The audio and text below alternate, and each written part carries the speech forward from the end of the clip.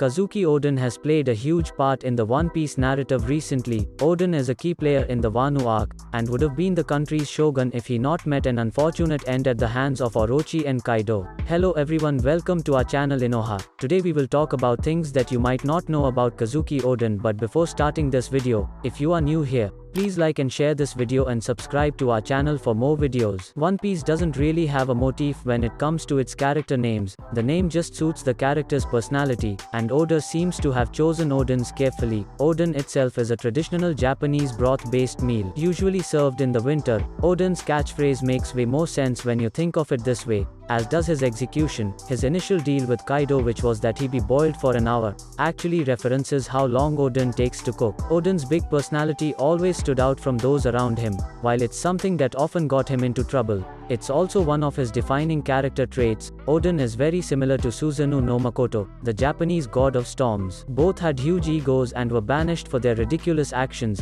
They both named their swords the same thing, and they both redeemed themselves by going on a righteous path. Susanoo-No-Mikoto isn't the only mythical figure Oden resembles. It seems that Oda looked at Greek mythology as well when crafting the character. Oden shares a few similarities with Hercules as well. They both were incredibly strong, even when they were kids, and they both had a rather promiscuous history. Some of Oden's actions throughout his arc seem to be based on, or be inspired by, the 12 labors of Hercules. There are a bunch of others too, like how they were both sailors at a point and how both of them had fathers who were rulers in some capacity. Most manga don't tend to incorporate certain characters' birthdays into the story, but Oda does some pretty clever things with Oden's to make some real-life references. Oden was born February 22nd. That just so happens to be when National Oden Day is in Japan. It was also the day that chapter 972, the chapter where Oden was killed, was released. Apart from this, swords are Oden's weapon of choice, but the guy causes so much havoc on his own it can be easy to forget that he even uses them.